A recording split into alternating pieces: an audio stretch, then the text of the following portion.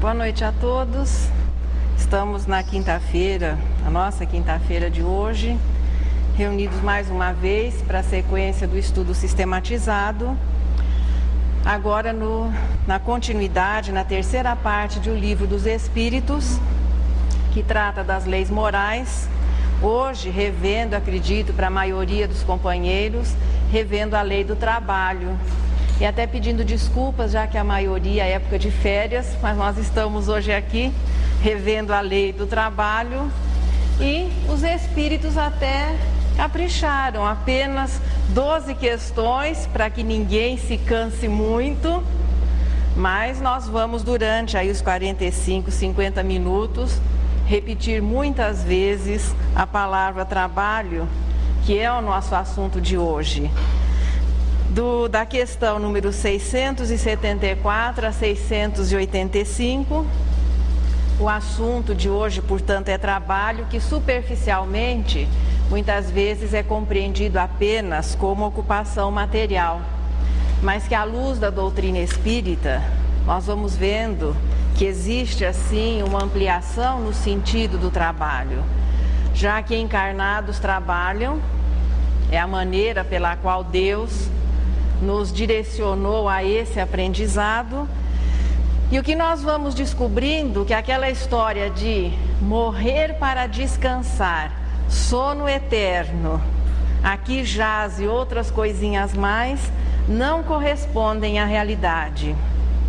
O trabalho inicialmente ele é desenvolvido no seu aspecto material, mas o que a doutrina espírita vem nos informando é que tanto encarnados como o espírito, quando desencarnado, trabalha e trabalha muito. Que o digam os anjos da guarda, que tem assim como ocupação específica cuidar dos encarnados enquanto eles necessitem desse apoio.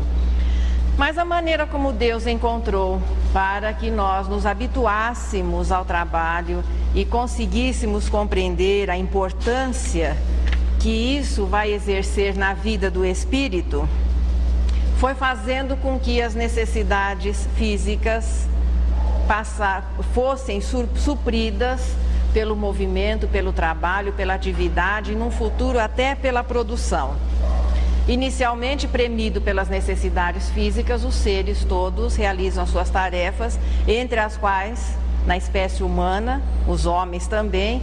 Mais tarde, nós vamos começando a descobrir, a desenvolver o gosto pela alegria de conseguir coisas através do trabalho. Descobrimos a importância do ter, a alegria de ter, que é muito importante para o espírito imperfeito. Nós nos sentimos muito seguros quando temos alguma coisa. Começa-se pelo corpo. O espírito imperfeito sente-se muito bem unido ao corpo encarnado. É aquela segurança que o ter vai conferindo durante essa fase.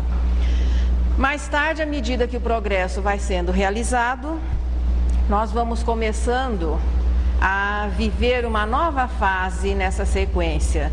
Não apenas o suprimento das necessidades físicas, não apenas mais pelo prazer de ter alguma coisa, de aumentar as nossas posses, mas a alegria de fazer alguma coisa pelo próximo, de com o nosso trabalho beneficiar as pessoas. E é dessa maneira que Deus vai encaminhando as suas criaturas para que eles possam desenvolver o seu potencial mental e mais tarde o seu potencial intelectual e o desenvolvimento moral. Para que não nos sintamos, porque o trabalho ele ficou meio mal apresentado, pelo menos aqui para o mundo ocidental. Se nós compreendermos ou entendermos ao pé da letra aquela imposição contida no Gênesis, que após a perda simbólica do paraíso, o casal inicial, naquela visão, deveria a partir daí conseguir o seu necessário com o seu trabalho. Mas não é apenas o homem que trabalha. E o que os espíritos vêm nos informando aqui na resposta número 677 e que nós podemos observar com tranquilidade é que tudo na natureza trabalha. O trabalho é uma das leis naturais. As plantas buscam o seu necessário para que possam sobreviver, direcionando as suas folhas para as fontes de luz, direcionando as suas raízes para onde exista água. Tudo isso são situações para que esses seres possam se manter vivos. Não é o sentido que nós damos ao trabalho, mas eles têm o dever de manterem-se vivos. Os animais, ali fica bem mais clara a necessidade de prover as suas necessidades. Nós é que enxergamos poesia em muita coisa na natureza. O passarinho que já pela manhã começa a cantar e nós falamos, olha, ele está saudando o sol, saudando a alegria da vida. Ele está batalhando para procurar prover as suas necessidades e cuidar dos filhotes se estiver na fase de ter os seus filhotes.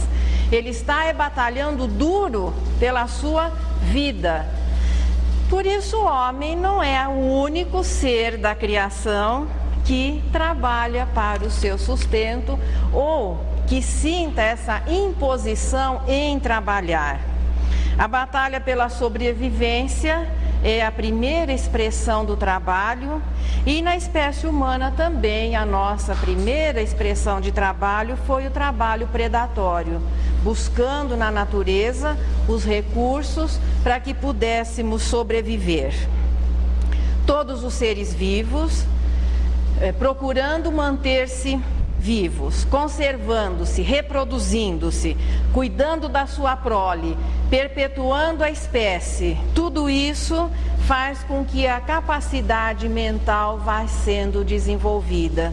Então nós não podemos dizer que a essa altura seria um desenvolvimento intelectual, mas é o correspondente àquilo que na espécie humana, na racionalidade para o espírito, caracteriza o desenvolvimento intelectual. É nessa batalha pela vida que o princípio inteligente vai cada vez mais assimilando tudo aquilo que a matéria pode lhe oferecer, vivendo, reproduzindo-se, cuidando da sua descendência, batalhando para poder manter-se vivo o tempo que ele possa manter-se assim, já que o aprendizado ali é apenas realizado enquanto o princípio inteligente está unido a um corpinho. Ele vai desenvolvendo, ampliando a sua capacidade mental, até que chega o momento em que ele começa a raciocinar. Isso caracteriza a humanização. É quando o princípio inteligente passa a encarnar em corpos da espécie humana e a partir daí continua trabalhando mais um pouco, até que atinja a perfeição. Eu já vou adiantando que pureza de espírito, perfeição, não é aposentadoria para espírito. É quando ele vai viver um outro tipo de atividade a essa altura, vivendo intensamente o trabalho no seu aspecto verdadeiro, no seu aspecto mental, que para nós é alguma coisa ainda parece que distanciada da realidade. Se eu estiver cansando assim os companheiros, vocês me desculpem, mas hoje nós vamos ter que conversar sobre esse assunto até o finalzinho. Os seres mais simples da natureza, onde o princípio inteligente se elabora, vai se estruturando, vai desenvolvendo a sua capacidade mental até que passe a raciocinar. Ali há um desenvolvimento mental, assimilando todas as experiências que a matéria lhe oferece. Depois ele inicia a sua jornada na espécie humana, começa o desenvolvimento intelectual, é aquela capacidade de aprender, aquela capacidade de decorar, de formar uma bagagem de conhecimento. Inicia também o desenvolvimento moral, porque a convivência estabelecida, veja, a sociedade é uma lei, para que nós possamos sobreviver, para que nós possamos produzir, nós temos que conviver. A convivência vai promovendo o desenvolvimento moral. E o próprio trabalho vai estabelecer, o próprio trabalho e essa convivência vão estabelecendo o quê? Uma interdependência. Então nós nos beneficiamos do trabalho alheio e os outros naturalmente se beneficiam do nosso. Portanto, é uma troca que vai garantindo cada vez mais o progresso, o conforto. Cada um vai produzindo e vai contribuindo, ocorrendo um benefício geral. De início, início, veja, nas primeiras expressões da espécie humana e durante muito tempo até, as necessidades eram supridas através do quê? Nós íamos colhendo, íamos nos utilizando daquilo que a natureza oferecia numa espécie de trabalho predatório. Chegou o momento, sempre acontece um momento em que alguém percebeu que, ao invés de andar atrás das manadas, de ser um caçador, era melhor cercar aqueles animais, tê-los em cativeiro para que eles se reproduzissem e fossem uma fonte, claro, de abastecimento. Também alguém prestou atenção que as sementes, quando caíam, davam origem a uma nova plantinha. Essas coisas ditas hoje parecem infantis. Mas já pensou quanto tempo levou o homem primitivo para chegar a essa conclusão e, de repente, notar que ele podia acelerar esse processo e intensificar esse processo até as formas mais desenvolvidas hoje para facilitarem, aumentarem a produção de modo que as pessoas possam ter o seu necessário? Desse trabalho predatório, colhendo, servindo-se do que a natureza oferecia, passamos ao trabalho produção, quando o homem passa a contribuir, a intensificar, a desenvolver recursos para que os resultados sejam maiores. Sequentemente vem o trabalho remuneração. Inicialmente a sociedade se utilizava do recurso das trocas. Quando este recurso se torna insuficiente, foi importante que o trabalho fosse avaliado por um valor monetário. Passamos a viver o trabalho remuneração. E o salário passa a ser um componente social muito importante em função do progresso. Por isso que o dinheiro, que muitas vezes é considerado por muitas pessoas alguma coisa assim maléfica, não, o dinheiro foi benéfico. Resta que o homem aprenda a utilizá-lo bem. No momento em que a moeda surge, as trocas, veja, as relações se tornaram muito mais fáceis. E isso deu origem depois ao reconhecimento, à valorização do trabalho pelo salário que a pessoa iria receber, permitindo com que ele vivesse com dignidade. Essa realidade de reconhecer a importância, a necessidade da produção e a valorização pelo salário, a boa utilização da moeda, deu impulso, acarretou um impulso muito grande ao progresso da humanidade. E é uma fase, veja, sequente no desenvolvimento do aprendizado da lei do trabalho, da necessidade que nós temos de trabalhar, produzir para que possamos nos manter, e isso promovendo o desenvolvimento intelectual e a convivência promovendo o desenvolvimento moral. Aqui no Livro dos Espíritos, o trabalho é definido como expiação, imposto pela lei. É mais ou menos como a maioria de nós se sente. Porque o espírito imperfeito, entre algumas das outras características da imperfeição, uma das características da imperfeição é a ociosidade. A bem da verdade, nós gostaríamos que Deus houvesse facilitado em muitas coisas. Nós gostaríamos muito de conseguir o seu necessário sem maiores esforços. Conhecendo os filhos que tem e naturalmente sendo o pai experiente que é, tenhamos a certeza que se houvesse um outro recurso que promovesse o progresso intelectual, que nos auxiliasse no aspecto moral, nisso que o trabalho pode oferecer, Deus teria se utilizado desse outro recurso. As necessidades físicas levam os seres a buscar a satisfação dessas necessidades. Isso se chama trabalho, porque o instinto de conservação faz com que o reloginho da fome, da sede, seja muito atuante. As necessidades físicas obrigam o homem a satisfazê-las. E aí nós vamos nos habituando ao trabalho. Então nós temos aqui o trabalho, inicialmente o trabalho predador, depois o trabalho produção, o trabalho remuneração. E à medida que nós vamos repetindo essa sequência, veja, à medida que pelas reencarnações nós vamos sendo forçados à realização dessas tarefas, começamos em um determinado momento, uma coisa eu posso garantir, nós vamos nos acostumando a isso. A partir do momento em que a pessoa se habitua, em que a alma forma esse hábito, começamos a viver aquilo que se chama trabalho abnegação, que é quando, vencida a necessidade anterior, nós começamos até a achar um tempinho para fazer alguma coisa que não reverta em benefício das nossas necessidades, que não seja avaliada por qualquer tipo de remuneração, é aquilo que se faz em benefício dos outros, aquilo que se faz para ajudar as pessoas. O trabalho, vejo, as expressões anteriores do trabalho é como se elas conferissem um progresso horizontal em benefício próprio. Quando a alma começa a iniciar-se no trabalho abnegação, é quando ela começa um crescimento, podemos dizer assim, mais objetivamente no sentido vertical, ascendente.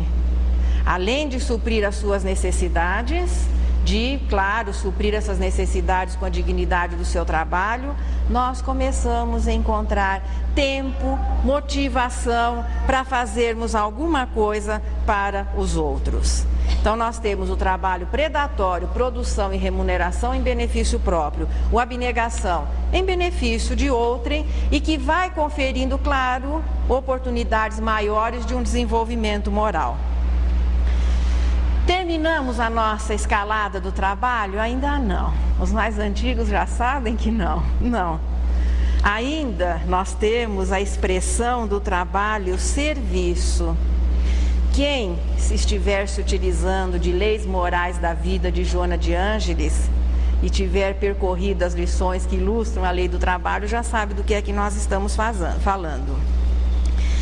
O trabalho-serviço é quando vai se formando, como se fosse assim, é uma segunda natureza. Se a ociosidade é uma característica da imperfeição, o trabalho-abnegação e depois o espírito de serviço que vai nascendo dessa motivação espontânea de ajudar aos outros com a nossa colaboração, começa a se constituir assim como uma segunda natureza mesmo. Você começa a se sentir bem trabalhando. Seja na situação de encarnado ou de desencarnado, o indivíduo está sempre pronto a servir. É a essa altura, desde o trabalho abnegação, o estresse, hoje está em moda, né? Antigamente era estafa, hoje é estresse. Por que é que as pessoas se estressam pelo trabalho? Porque evidentemente podem existir pessoas que exageram nas suas atividades. Mas veja como o trabalho ainda não é um hábito para o espírito imperfeito. Qualquer probleminha de ordem emocional, 99% das situações, aparece um quadro em que o indivíduo não quer trabalhar. 1% de repente começa a querer trabalhar ansiosamente. 99%, quando tem algum problema emocional ou mental, quer ficar deitado o dia inteiro olhando para cima. Porque aquela situação de trabalhar ainda não é alguma coisa assimilada que faz parte do indivíduo, não. Por que é que muitas vezes o estresse passa a fazer parte do nosso dia a dia? Não é exatamente pela quantidade de trabalho que se realiza, mas é porque nós não estamos satisfeitos com aquilo que estamos fazendo.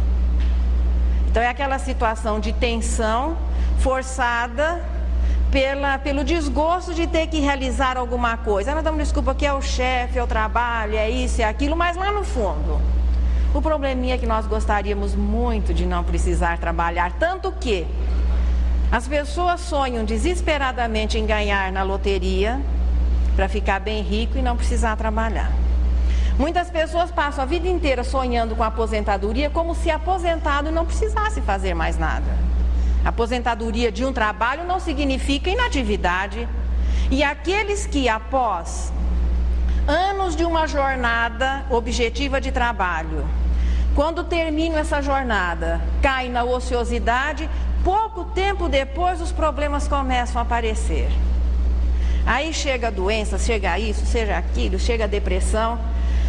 porque você está forçando uma situação a qual não estava habituado. Então, encarar o trabalho como uma lei divina em benefício do progresso do espírito.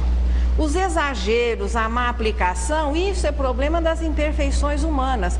O normal na vida do espírito é que ele esteja ativo mental e, quando encarnado, não só mental como fisicamente. Joana de Ângeles, aqui nos Estudos Espíritas, dá um exemplo interessante. Jesus deixou ao mundo um exemplo de trabalho. Não apenas como cidadão celeste, como cidadão do universo, vivendo a mensagem da qual ele era portador, mas anterior àquela fase onde mais intensamente ele viveu o seu trabalho, digamos assim, moral, Jesus participou do trabalho simples que resultava, claro, no pão de cada dia da sua família, exercendo a profissão de carpinteiro, que era a profissão do seu pai. Se ele colocou as suas mãos no serviço, por que é que a maioria de nós reclama quando tem que fazer isso? Reclamar, aliás, dá um gasto de energia tão grande. O tempo que a gente perde reclamando porque tem que trabalhar, se nós fizéssemos isso com o coração mais leve, nós ficaríamos muito menos cansados e muitos quadros de estresse ou de estafa não existiriam. Trabalho, como é que é mesmo a sequência? Trabalho, predador, trabalho, produção, trabalho, remuneração. Agora, trabalho, serviço, que é quando você começa a tomar gosto pela coisa, e depois vamos ao trabalho, redenção. Terminou. Quando o espírito chega à fase do trabalho, redenção, ele não vai mais...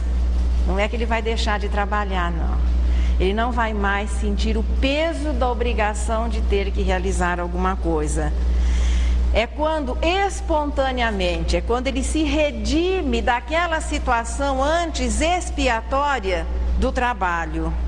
Não mais será tentado pela ociosidade e nem pelo mal, porque trabalho nós vamos definir como ocupação útil. Muitas vezes as pessoas exercem atividades que resultam em mal para a humanidade, em primeiro lugar ele próprio. Estamos aqui considerando o trabalho como ocupação útil e não apenas qualquer atividade. Aqui nós poderíamos marcar da racionalidade e angelitude, do trabalho predador ao trabalho redenção. Nós estamos vivendo num planeta de provas e expiações, onde, segundo Santo Agostinho, no capítulo do Evangelho que trata das muitas moradas na casa do Pai, ele faz assim nos oferece assim algumas pinceladas de como é a vida em planetas de ordem superior. Porque quando o homem imaginou o céu, em todas as mitologias, e principalmente aqui no mundo ocidental, o que é que a nossa imaginação tirou em primeiro lugar do céu? Trabalho. Parece que ninguém trabalha por lá. Depois de uma jornada, que é importante que ela tenha sido para que se possa ir ao céu, segundo essa linha de pensamento, nós temos que viver bem a nossa vida, aproveitar bastante o tempo, ser honesto, trabalhador, virtuoso. Morre, ainda nessa linha de pensamento, aí você recebe uma túnica e uma harpa e vai ficar por resto de toda a eternidade contemplando Deus e louvando a majestade divina. Que coisa mais aborrecida. Acho que é por isso que o pessoal acaba indo mais para o inferno, porque ficar o tempo inteiro olhando para Deus com todo respeito e tocando harpa ia ser muito cansativo. Nada motivador. Não é exatamente isso que nos espera. Em planetas superiores, considerando que aqui na Terra, segundo Santo Agostinho, a batalha pelo trabalho, pela vida ainda é muito dura. Veja que nós ainda sofremos a influência dos problemas da natureza. O homem tem que batalhar muito pela sua sobrevivência, não só ele, como todas as demais espécies. Em mundos superiores, a gente trabalha? Também. sinto informá-los que também. É claro que o trabalho vai mudando, veja, são situações novas que vão sendo oferecidas. Aqui no próprio planeta Terra já, apesar de ainda vivermos em uma batalha constante pela sobrevivência, sujeitos aos reveses da natureza, muitos dos quais o nosso desrespeito à própria natureza tem prejudicado. Mas nós conseguimos hoje, pelo menos boa parte da humanidade, consegue o seu necessário, não exatamente com o suor do rosto e plantando para colher. A maioria de nós aqui nunca plantou trigo e nem colheu. A maioria de nós não sabe sequer como é que se faz a farinha. Você vai à panificadora ou ao supermercado, o pão vem quentinho na hora. Exige-se que seja da última fornada, quentinho saído. Pois é, nós temos máquinas que facilitam a nossa vida. Para o suor decorrente do trabalho, nós temos ar-condicionado, ventilador, sabonete, desodorante. Quer dizer que já não é bem ao pé da letra que nós conseguimos o nosso necessário com o suor do nosso rosto. Quando se fala em trabalho, eu nunca me esqueço de lembrar o nome daquele abençoado benfeitor da humanidade, que se não é reconhecido em outros lugares, aqui na Seja é reconhecido e tem o respeito de todos nós. Mr. Hoover, que desenvolveu a máquina de lavar.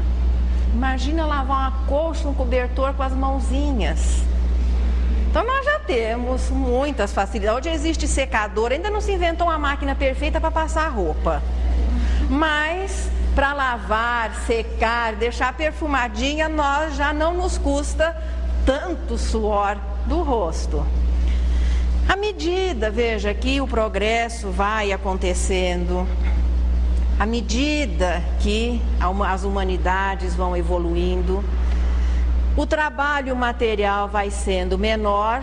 Pode-se hoje perfeitamente realizar 2 ou 3 tarefas com a ajuda da tecnologia, despendendo menos forças, sobrando mais tempo para quê? Para uma atividade intelectual e para um aprendizado moral. Em mundos superiores, corpos com menores necessidades, veja, o perispírito refletindo a superioridade que a alma vai alcançando, corpos mais leves, mais sutis, menos necessidades com relação à alimentação, abastecimento, o trabalho vai se modificando, menos trabalho material, uma carga sempre cada vez maior de atividades espirituais e intelectuais. Deficiência física ou algum tipo de deficiência é desculpa para que a pessoa não exerça nenhuma função útil? Não. Ainda que limitado, mesmo que seja uma limitação quase que total, se o nosso pensamento estiver vigilante, esforçado no bem, nós podemos realizar uma tarefa útil. Um exemplo que a gente tem bem perto, para quem conheceu Jerônimo Mendonça, que foi um jovem que aos 20 e poucos anos teve um problema físico, ficou totalmente paralisado. Ele apenas respirava, ouvia e falava. A primeira vez que eu o vi, era um salão maior do que esse, e quando eu olhei, imaginando o esforço, por exemplo, que a gente faz aqui para falar nesse salão e vocês possam ouvir, não tinha microfone nem nada, falei, ninguém vai escutar nada. Por aqui já fiquei tranquilo, falei, vou ficar aqui no final, não vou ouvir nada. Parece que o rapaz tinha um aparelho, um som estereofônico na garganta. Era uma voz. Daquela maneira, imobilizado, ele conseguiu realizar assim, motivando as pessoas, auxiliando as pessoas para que o potencial das pessoas se desenvolvesse. Qualquer um ficava envergonhado de reclamar de dor ou de incapacidade de trabalho, vendo a figura daquele moço, colocando-se assim como um modelo, incentivando as pessoas à bondade, ao trabalho, ao bem. Portanto, a deficiência física, por maior seja ela, não é impedimento para que a alma possa ter uma ocupação útil. Vem a outra desculpa: e se nós, de repente, formos aquinhoados pela fortuna, ou porque nascemos em um ambiente favorável, ou porque conseguimos uma posição econômica favorável? Isso nos desobriga da necessidade do trabalho em nosso benefício, então não se precisa mais trabalhar. Antigamente o pessoal botava o dinheiro na poupança e ficava contando o retorno no final do mês. Não estamos dizendo se o sistema era bom ou ruim, mas muita gente se utilizava desse recurso para viver. Hoje, isso já não é mais realidade e parece que ao invés do capital ficar ali estacionado, ele tem que girar para que a pessoa possa ter lucro suficiente para viver. Pois é. Emmanuel tem uma frase belíssima que diz que o capital, ele é como sangue, o dinheiro é como sangue, tem que circular para que haja saúde, seja na economia, seja no corpo das pessoas. Deus, portanto, faculta a posse de bens para que aqueles que são responsáveis temporariamente, porque não é uma situação que se leva para a existência futura. Nós somos apenas depositários, mordomos dos bens. E aquelas pessoas que vêm nessa situação, que aqui se considera privilegiada, são aqueles que são responsáveis por esse capital potencializado se tornar mais forte, gerar recursos para que outros possam ganhar a sua vida com dignidade. Então, através do trabalho, esses recursos girando, oferecendo o que? Oportunidade de trabalho e que outros possam ganhar a sua vida através desses recursos. Portanto, quem vem também favorecido pelos bens materiais, tem sim que trabalhar para que esses bens possam produzir e beneficiar as pessoas. Nossa, não tem ninguém que vai ficando isento da responsabilidade, do dever. Estão cansados? Então, daqui a pouco a gente vai terminando, vocês descansam um pouquinho. E o repouso? Pois é, são duas perguntas só a respeito do repouso. A maioria delas fala do trabalho. E os idosos? Bom, é natural que os pais cuidem dos filhos enquanto estes não possam, claro, viver por si. E é natural que os filhos ou a sociedade cuide daqueles que ou não possam realmente ganhar o seu necessário através do seu trabalho, ou dos pais quando, na velhice, não têm os recursos para que possam sobreviver. É dever. Ninguém está fazendo, vai ser glorificado, porque está colaborando para que aqueles que não possam trabalhar para ganhar o seu sustento, tenham o seu necessário com dignidade. Veja que amor paterno ou materno e amor filial se entrelaçam num processo de auxílio mútuo, fraternal, são fases sequentes de cada reencarnação, são fases de aprendizado para o espírito. Instintivamente se trabalha cuidando da prole. Veja, isso é apenas o prolongamento de um ato instintivo. Qualquer bicho na natureza, aqueles que cuidam, que têm essa ligação temporária com a sua descendência, cuida dos filhotes enquanto eles têm necessidade. Cuidar dos pais, nós não encontramos isso na natureza. Por quê? Isso é um aprendizado moral. É um sentimento que vai estruturar-se na espécie humana. É o início, o alicerce da fraternidade, que é o amor ao próximo. Por isso que no Decálogo, que é a oficialização da justiça divina para a humanidade terrestre, o honrar pai e mãe é uma sugestão. É o reconhecimento do filho por aquilo que ele recebeu quando na sua necessidade durante a infância. E o repouso? Qual é o limite do repouso? Quando é que nós temos direito ao repouso? O limite das forças. Então, cada um tem que descobrir a sua necessidade ou o seu potencial de trabalho.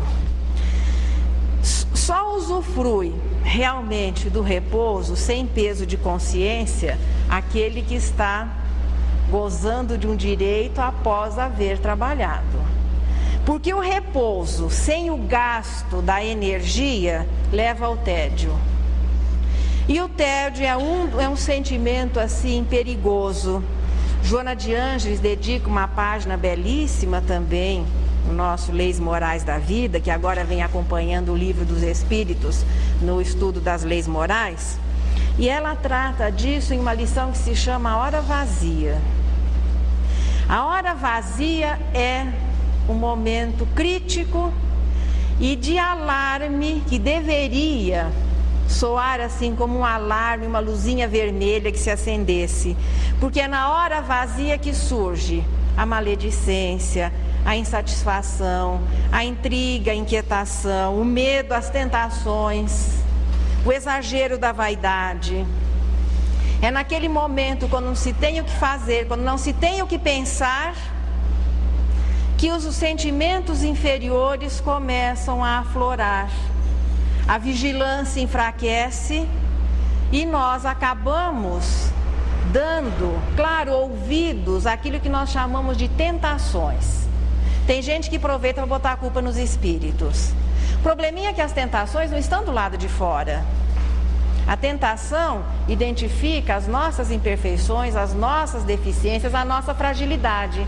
Porque não existindo o correspondente interior, nada que estiver no exterior vai nos prejudicar, vai nos tentar, vai nos perturbar. E ela sugere que a hora vazia deve ser combatida com trabalho e oração. O ócio é um momento de perigo na vida do espírito. E no capítulo do Livro dos Espíritos que trata das penas e gozos futuros, quando se fala do suicídio, ali é uma afirmação assim muito austera, que o suicídio é consequência da ociosidade, ou seja, o indivíduo tem preguiça de enfrentar, seja lá o que for que ele tenha que enfrentar. Então prefere fugir. Só que a fuga não resolve o problema. O problema anterior continua a existir, agravado pelo traumatismo e pela fuga do suicídio. Repousar, sim, é dever do espírito cuidar do seu corpo. Isso nós vamos ver assim mais detalhado na lei de conservação. O corpo precisa do repouso físico, inclusive algumas funções são realizadas quando o corpo está em repouso. Só que ainda Joana de Ângeles, nesse capítulo, que dá lembra uma coisinha. Separar ou procurar determinar onde termina o cansaço realmente e onde começa a ociosidade. Porque para o espírito imperfeito isso não fica muito claro. Muitas vezes nós nos dizemos cansados, não porque a carga de trabalho esteja sendo muito grande ou a carga de responsabilidade esteja fora da nossa capacidade de realização, mas é porque nós não gostaríamos de estar fazendo nada daquilo. Para ficar na beira da praia, deitado embaixo do coqueiro, tomando sol, ninguém precisa fazer força nenhuma. Aliás, a inércia não custa gasto de energia. Se eu pedisse aos senhores que se levantassem agora, todo mundo teria que despender energia para que os músculos botassem o corpo de pé.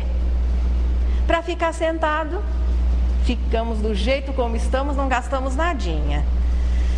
Então é muito importante, na situação de cansaço, que pode levar até a quadros de problemas emocionais, onde fica a marquinha do cansaço verdadeiro, que necessita de um repouso, ou da ociosidade, que é a característica do espírito imperfeito e que sente nessa fase, como nunca, o trabalho como uma expiação, como uma obrigação, como uma imposição. Na resposta, na questão 685, Kardec faz um comentário final belíssimo. E eu sugeriria aos companheiros que não tiveram tempo de ler a lição para hoje. Veja, o dever do relator é trazer o resumo do trabalho que nós estamos fazendo. O dever de quem participa do estudo porque não se assiste reunião. Nós podemos assistir a um filme, a televisão. Peça de teatro não se assiste, participa. Se existindo plateia, existe uma participação. E aqui, se é um curso, muito maior essa participação. Então, quem não pôde ler, porque esteve muito ocupado, trabalhando muito, assim, não deu tempo durante a semana de dar uma olhadinha nessas 12 questões, dá uma ajeitadinha no seu horário nessa semana, e além da lei de reprodução, que deve ser preparada para as próximas semanas, revisa a lei do trabalho e não perca esse comentário belíssimo que Kardec faz, que nós colocaríamos como um dos trechos mais bonitos do Livro dos Espíritos, onde o professor Rivaio se revela nesse comentário, onde ele realça a importância da educação. Não, veja, dizer-se às pessoas, ao homem, que ele deve trabalhar, se ele não foi educado para isso, fica muito difícil a aceitação dessa realidade.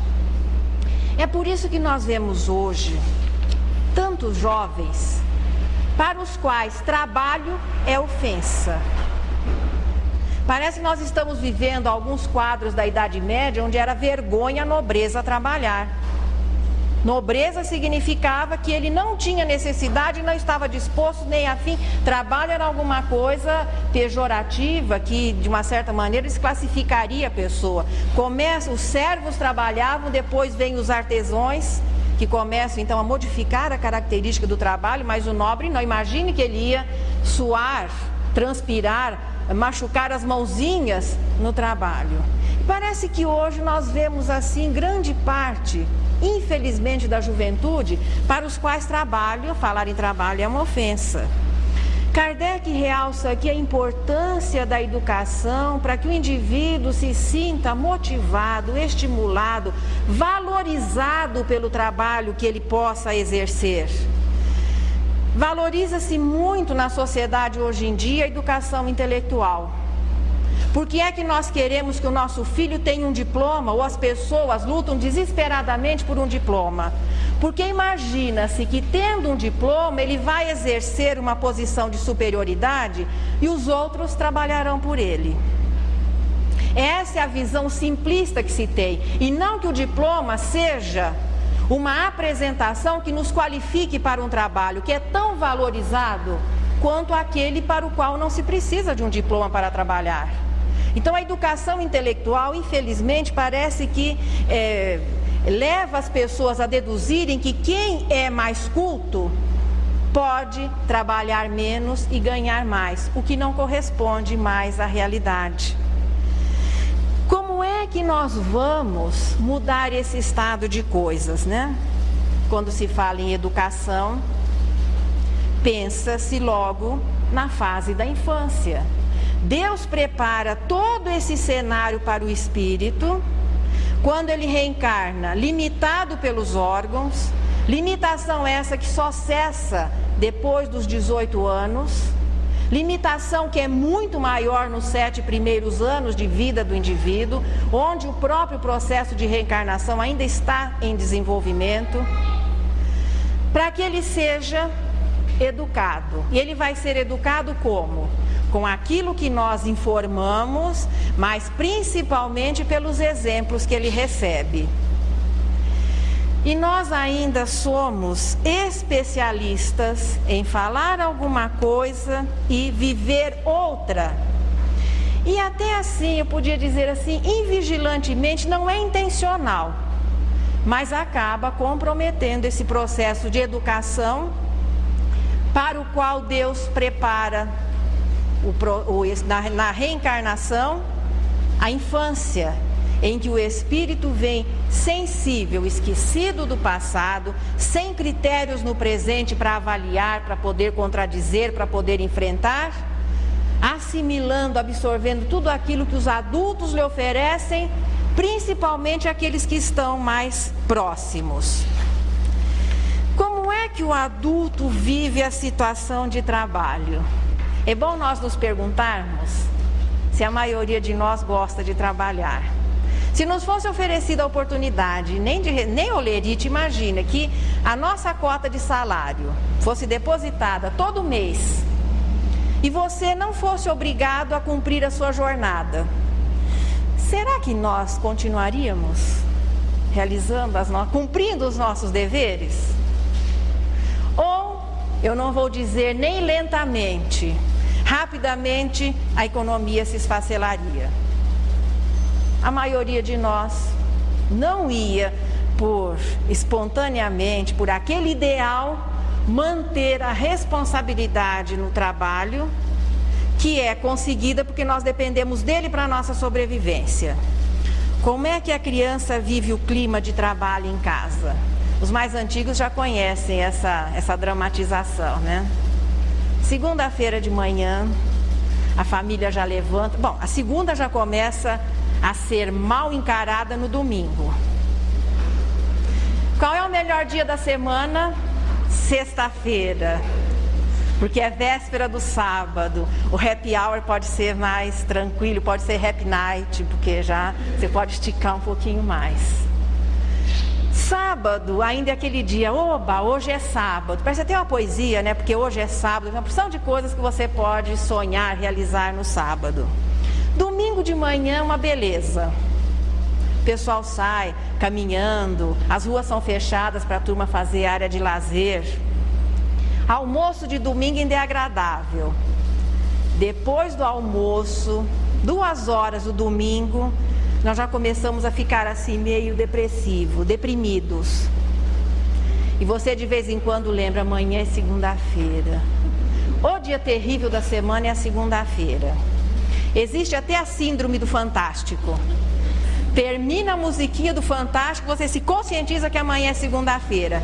Eles colocaram até um programa humorístico, não vamos considerar a qualidade, que é para amaciar um pouco, diluir um pouco aquele choque do final do programa, que acabou marcando a audiência no país, e a segunda-feira que vem chegando ali com toda a carga de responsabilidade que a segunda-feira signifique. Aí nós sentamos o nosso filho, a nossa filha, olha meu filho, você precisa aprender a trabalhar, você precisa gostar do trabalho, trabalho muito importante, dá dignidade ao homem. Ele ouviu toda essa série, que sexta-feira é o melhor dia, que sábado é sábado, que domingo e que segunda-feira é um dia terrível. Você falou uma coisa, mas viveu outra. Segunda-feira de manhã. Geralmente nas casas existe uma rotina de trabalho. O pai já vai avisando a turminha a hora do café. Olha, criançada, mamãe hoje tem muito serviço. Eu vou pedir para vocês que não aborreçam, não criem situações, porque a mamãe tem muito trabalho. E durante o dia inteiro, a menina ou o menino percebem que a mãe está intratável. Porque é dia de faxina, é isso e aquilo, uma porção de coisas que vão surgindo, porque se tem uma carga de trabalho a mais, a criança já tem que saber que ela tem que ficar no lugar dela, senão vai acabar sobrando para ela e não só em trabalho, porque a mãe tem trabalho a mais, ela está muito nervosa, muito cansada, já antes de trabalhar já levanta cansada. E foi a mesma pessoa que fez aquela preleção sobre a importância do trabalho. Mas chegando ali pelas 5h30, 6 horas, a mãe já vai chamando a turminha para tomar banho, isso e aquilo. Olha, crianças, por favor, não perturbem o papai, porque ele trabalhou muito hoje, vai chegar cansado, a criança já traduz intratável, aborrecido, porque ele trabalhou muito. Depois, como é que nós vamos querer que aquela criança que ainda não tem discernimento, mas que tem uma sensibilidade muito aguda, muito desenvolvida, queira compreender no trabalho alguma coisa é boa? Ela só pode tirar uma conclusão por sinal brilhante. Se trabalho fosse bom, adulto não ficaria intratável quando tem que trabalhar. E é isso que me espera no futuro. Eu vou ter que viver tudo isso no futuro. É o que Kardec coloca. É uma coisa simples, eu gosto muito dos exemplos simples. Não basta dizer ao homem que ele tem o dever de trabalhar. Deve-se prepará-lo para isso. Como? Dando bons exemplos, não só falando, mas vivendo. Começando na infância, sim. Por que é que a criança não pode ter determinadas tarefas em casa? Por que é que a criança não pode ter determinadas responsabilidades na vida, até um trabalho fora? Não é proibindo e nem explorando, mas ensinando a importância do trabalho. Ao invés da exploração, hoje se oferece a proibição. Isso possivelmente também não vai chegar ao resultado que nós queremos. O adulto tem a responsabilidade, cabe ao adulto educar as crianças. E nós não vamos educar só com palavras, mas é com exemplos. Aquele pai ou aquela mãe ou aquele adulto que de repente fala: meu Deus, amanhã é segunda-feira, eu tenho que trabalhar. O que é que ele projetou na cabecinha da criança? Que a responsabilidade, o trabalho é alguma coisa que tira o prazer da vida. É por isso que nesse finalzinho, Kardec, assim, de uma maneira brilhante, vai mostrando a importância do preparo que se deva ter para a vida com relação à educação. E ela não vai começar apenas no momento em que a criança, as pessoas, quando é que eu vou educar o meu filho? Desde o momento que o processo de gestação se inicia à luz da doutrina espírita. Desde os seus primeiros momentos de vida. Existe uma outra coisa que adulto faz muito. Por que nós estamos falando muito, não é reunião de evangelizadores? Mas o probleminha é que se é para direcionar as pessoas a serem trabalhadores saudáveis, que respeitem o trabalho, as instituições, que vão viver a sua vida com responsabilidade, nós temos que começar na criança. Isso é a maneira como hoje se compreende a vida. Quantas pessoas dizem às crianças assim: eu não vou permitir que o meu filho trabalhe, eu faça isso, eu faça aquilo, porque eu não quero que ele passe pelo que eu passei. Só que aquilo que talvez aquela pessoa passou é que fez dele um cidadão respeitável, alguém que trabalha, alguém que é digno. Então não é impedindo que as nossas crianças vão assumindo, na medida que elas possam, a sua responsabilidade na família, na sociedade, na vida, que nós vamos formar uma sociedade melhor, não.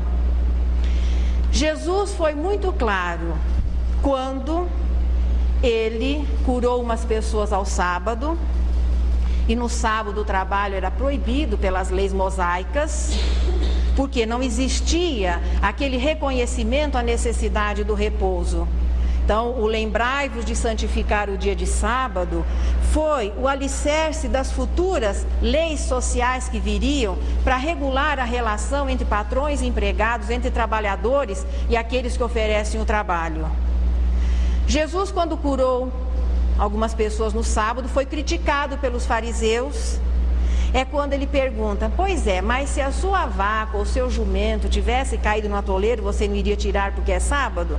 Por que eu não posso curar essas pessoas cuja expiação, ele não falou nesses termos, terminou? Não há momento, não há dia para se fazer o bem. Trabalho é toda ocupação útil, tudo que é útil é bom. E ele diz: Deus trabalha e eu também. Qual é o trabalho de Deus? Através do pensamento, criou e mantém o universo. Imagine se Deus parasse de pensar. Deus trabalha constantemente, mantendo este universo através do seu pensamento, que se refletem nas leis que regulam a matéria e que promovem o progresso dos espíritos. Quando a arte de educar, é um trechinho que é colocado nesse final, for reconhecida, compreendida e praticada, o homem terá no mundo hábitos de ordem e de previdência para consigo e para com o próximo, respeitando tudo que deva ser respeitado e valorizado. Tem se buscado muito, agora particularizando aqui na nossa terra brasileira, uma fórmula que possa resolver os nossos problemas aqui do Brasil. Se nós pegarmos os jornais da época, por exemplo, do Império, o Brasil estava caindo no buraco desde aquela época, acho que anteriormente. Como diz um autor, ou o buraco era muito grande, o Brasil caiu e fechou, ou então, porque está sempre à beirinha, ou então ainda não caiu no abismo. Mas a sugestão que pode nos levar a uma solução para os nossos problemas aqui do país, estão lá na bandeira, desde a República. Só não enxerga quem não quer ordem e progresso.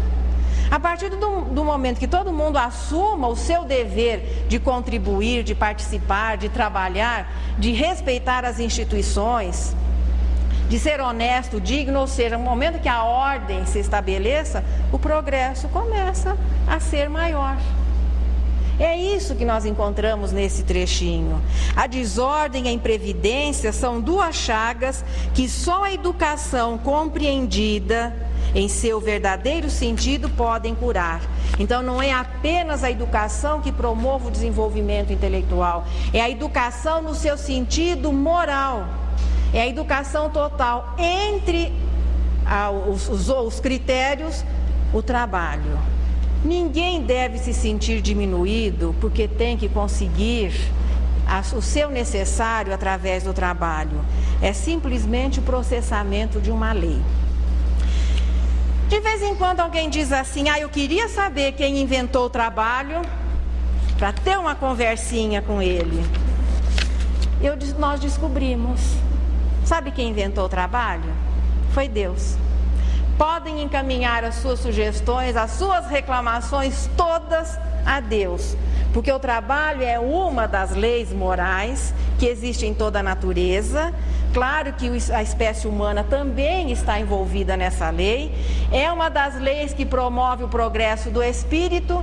Todas as reclamações, depois de tudo isso que nós dissemos, cansando-os durante mais de 50 minutos falando de trabalho, eu só vim apresentar a ideia. As reclamações e as sugestões é para o autor, Deus.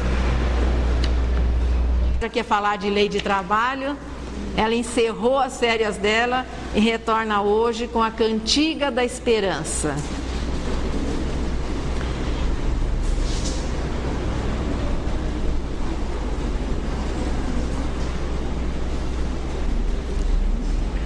É bom que depois você corta, né? Cantiga da Esperança. Alma querida, por mais que o mundo te atormente, a fé simples e boa, por mais te lance gelo na alma crente, na sombra que atraiçoa, alma sincera, escuta. Sofre, tolera, aprende, aperfeiçoa, porque de esfera a esfera, ninguém consegue a palma da vitória sem apoio na luta. Espera, que a esperança é a luz do mundo, oculta a maravilha que em toda parte se revela e brilha para a glória do amor. A noite espera o dia, a flor o fruto, o espinho a rosa, o mármore o buril. O próprio solo bruto espera o lavrador, armado de atenção, arado e zelo. O verme espera o sol para aquecê-lo. A fonte amiga que se desentranha do coração da pedra da montanha, enquanto serve, passa e se incorpora aos encargos do rio que a devora. Espera descansar, quando chega escondida, a paz da grande vida que há no seio do mar. Seja o que for que venhas a sofrer, abraça o lema regenerador do perdão por dever. Leva pacientemente o fardo que te leva, entre o rugir do vento e o praguejar da treva. Abençoa em caminho os açoites da angústia em torvo redemoinho, onde não possas, coração, entretecer a alegria de louvar.